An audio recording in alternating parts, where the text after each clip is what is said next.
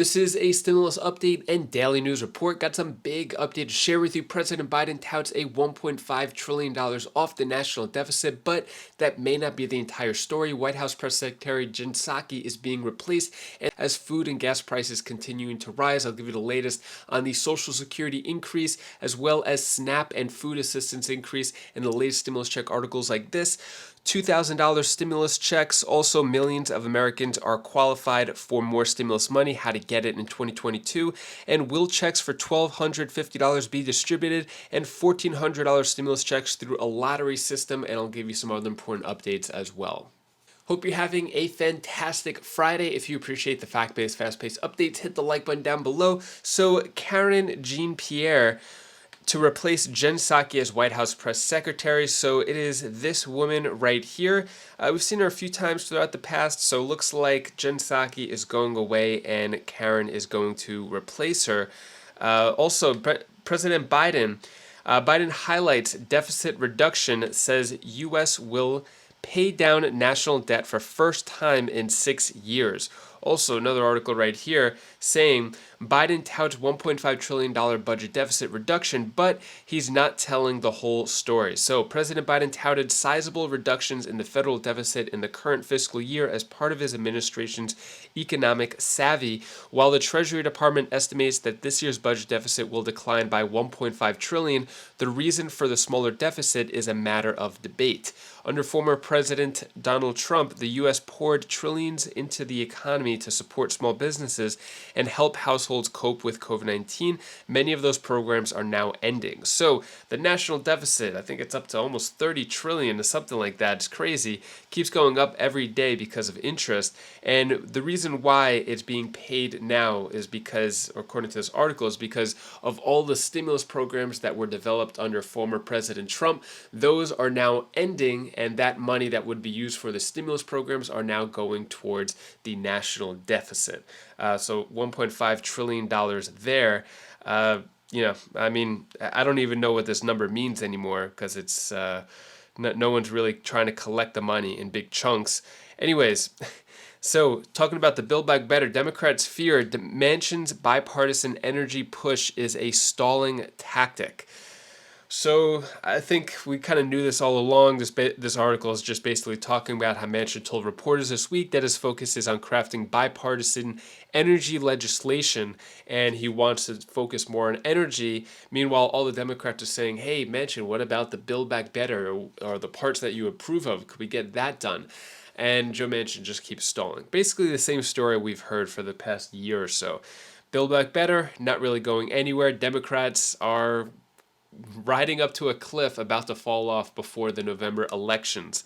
In terms of gas and food prices, so they'll continue to climb with no end in sight, according to economic professor. So yeah, it's not like they said, all right, in the fall, inflation is going to go down. We're probably not going to see the numbers go up. At least that's what they said last summer. By fall, it was going to be gone. It was transitory.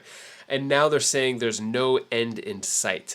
But it could be a lot worse, because if you look at Turkey's inflation hits 2-decade high of 70%. So 70%, I can't even imagine that. That means if you have $1,000 in the bank, basically it's worth $300. It's crazy to even think of those numbers. Now, in terms of high inflation, the people it's hurting the most are the ones with low income, but most importantly, fixed income. So retirees, people who are on Social Security benefits, work their whole life, dedicating decades to contributing to the economy, and now are getting completely screwed because they have a fixed income and the costs are going up and they can't do anything to increase their income. So when it comes to Social Security reform, new SSI bill to raise caps on personal savings has bipartisan support. So this might help a little bit, but not as much as it can. So 2 Ohio senators have introduced a bill to amend Title 16 of the Social Security Act in order to update the resource limit of supplemental Social Security income, SSI. So basically, Rob Portman introduced the SSI Savings Penalty Elimination Act on April 28th. So that's for that. But in terms of, I think what Social Security recipients really need is an increase in pay, especially with inflation. Although the COLA may have helped a little bit, 5.9%, with the inflation over 7%, and they're predicting it to go up to 10%. I think they're going to need a lot more than a 5% raise, and they need it before the COLA increase. At least that's my opinion. Let me know your thoughts on that. So in terms of Social Security increase, it may be helping a little bit. There's reform, but it's not really an increase, just like President Biden promised.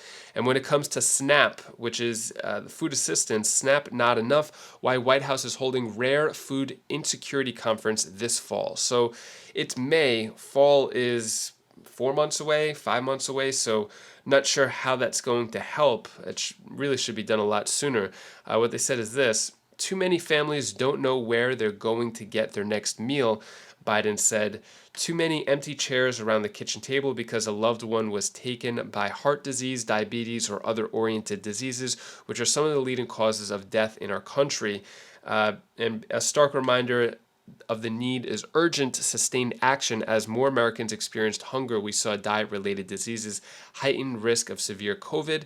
It's time we make real change. So I guess they're going to have some type of meeting going on in the fall about that. SNAP assistance, it's kind of going up here and there, but not as much as it could. Take a look at the Republican perspective of inflation from Ted Cruz and what he has to say about it. Come back to the inflation economic slump. What did folks say? I mean, you're from Texas.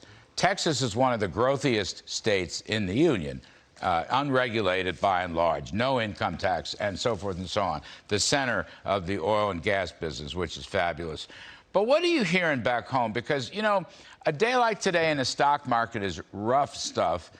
My concern, I'll be honest with you, Senator, and I'm not always right about this stuff, but I think we have a long, tough road ahead of us because of mistakes made in the past year and a half, you know, by the federal government as well as by the Federal Reserve Board. I don't think the market has bottomed. I don't think market interest rates have peaked, to be candid with you, and I think it's going to be hard to get inflation back down. What are you hearing, and what are you thinking about as a senior member of the Senate? Look, that is very much what I'm hearing on the ground in Texas and all across the country. Inflation is something that people see every day, they're confronted with every day. And the people that get hurt the most are those on fixed incomes, those with limited income. Particular seniors get hammered with inflation because if your income each month stays the same, and yet the cost of everything goes up, the cost of food goes up, the cost of rent goes up, the cost of electricity goes up, the cost of lumber goes up, the cost of buying a home goes up, and most visibly, the cost of gasoline skyrockets. Listen, right now in Texas, there's a mom coming home who's spending $100 to fill her minivan. Right now in Nebraska, there's a farmer driving home who's spending $150 to fill his truck. And that hits right at home. It hits, and there's a reason why, if you look at Biden's poll numbers and Democrats' poll numbers, that virtually every demographic you can think of is galloping towards Republicans. Young people are galloping towards Republicans. Hispanics are galloping towards Republicans. We're seeing African Americans moving towards Republicans. We're seeing blue-collar working class voters moving towards Republicans. And we're seeing suburban women moving towards Republicans. And the reason is simple.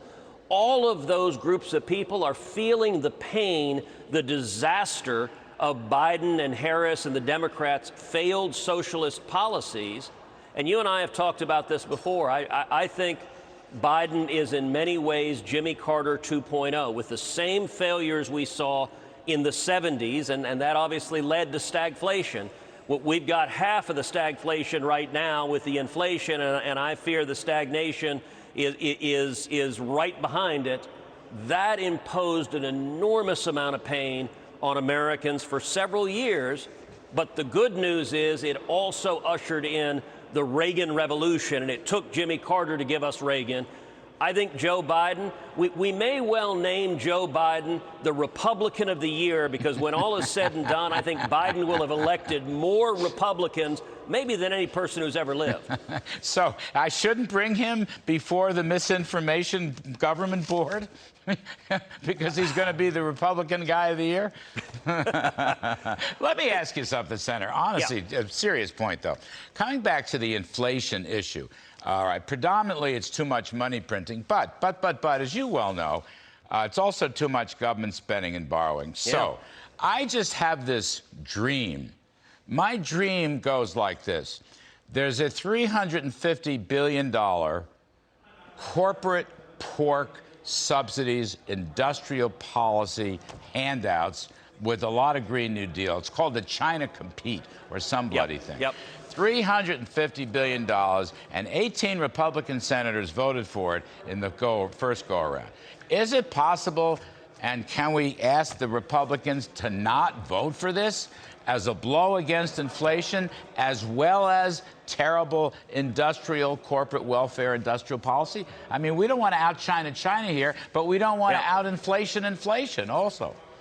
No, that's exactly right. As you know, I was one of the senators who voted no and enthusiastically voted no, because the last thing we need with inflation galloping like it is to spend hundreds of billions of dollars more. And by the way, we're not going to compete with China by having more and more government spending and more debt and more inflation and hammering our economy. We're going to compete with China by unleashing free enterprise, by cutting taxes, by pulling back job-killing regulations and letting the free market, letting free enterprise beat the communist economy. That's how we won the Cold War. That's also how we're going to beat China. And listen, if you look at the volume of spending, I was talking with just a woman in the airport the other week who was talking about, she was a single mom from New Jersey who was flying on a plane, and she was saying, inflation is just hammering me. And she says, do you think Congress is going to do anything to fix it? And I told her, I said, listen, this Congress isn't. As long as Chuck Schumer and Nancy Pelosi are in office, they want to spend more, they want to tax more, they want to borrow more, and they want to print more money. And it was interesting, this woman said, well, what is causing inflation? And at the end of the day, it's not complicated. You and your viewers understand, listen, prices are just a relative means of comparing the value of one good versus the other. We started out in a barter economy that if I had apples and you had bananas, and we knew that the exchange rate was 2 apples for 1 banana, I could bring 2 apples, trade you for a banana, and we'd both have more fruit. That got complicated, carrying apples and bananas everywhere you went and knowing the relative exchange rates of everything. Money steps in and is a uniform comparison that if you know that an apple is $1 and a banana is $2, it sets the relative value of everything. But to use this very simple example, if you double the number of dollars on planet Earth, then roughly speaking, an apple will be $2 and a banana will be $4. That's what's happening here, is the government is massively increasing the money supply, and that drives the prices of everything up. What are your thoughts on what Republican Senator Ted Cruz has to say? Do you agree, disagree? Can this administration be doing more to help people who are hurt by inflation? Should there be more stimulus checks? Although Ted Cruz wouldn't really agree with that. Let me know your thoughts on all that down in the comments below. Next, let's go over stimulus news. So stimulus $2,000 special $2,000 stimulus payments are available to people in one state. So this is going on in Pennsylvania. Pennsylvania has a proposal of $2,000 from the governor. We don't know if that's going to happen yet, so we'll see in terms of $2,000 stimulus check. And then stimulus update, millions of Americans will qualify for more stimulus money in 2022. Are you one of them? So this is just going over a few of the states that have officially or about to officially approve stimulus checks. So Colorado, $400 for individual, $800 for couples. And then California just giving out the old stimulus checks that people didn't get it yet. Delaware giving out $300 to individuals, $600 for couples. And then Indiana, $125 per individual, $250 per joint filer. Illinois giving out $400 stimulus checks.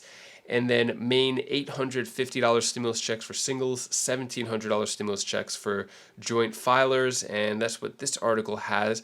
And then will checks for $1,250 be distributed? So this is talking about the Mitt Romney Family Security Act, which hasn't really gone anywhere. I think that they would try to pass the original child tax credit before the Mitt Romney child tax credit. But under this Mitt Romney plan, it would be $1,250. So the answer, will checks for $1,250 be distributed? No, not anytime soon. I haven't seen any votes, but I'll keep you updated on that. And then you can get a new $1,400 stimulus check payment through a lottery system, but the deadline closes in 2 weeks' time. So this is specific to a certain location. This is in Iowa. And the deadline is May 23rd, so they have a lottery system in Johnson County, Iowa, where you could get a $1,400 check there.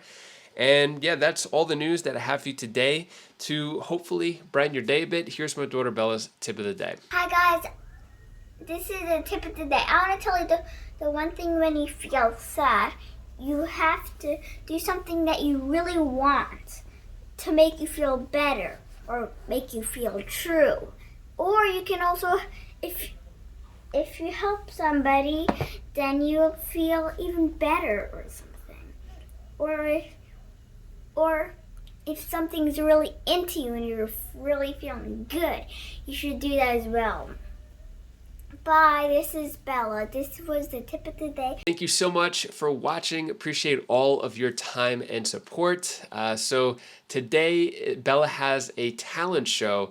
Not sure if I'll be able to show it just because I don't want to share other kids in the video. You know, it might cause some problem, but I'll see if I can isolate Bella somehow in the talent show. But yeah, she's going to be doing gymnastics and stuff, so it should be pretty cool. I'll let you know the details of how it went in tomorrow's video, and possibly I'll share some pictures and videos. We'll see about that. But if you want to check out any of my latest videos, my other channels, you could click up here, and I'll see you in the next video. Take care, be safe. Thank you for watching.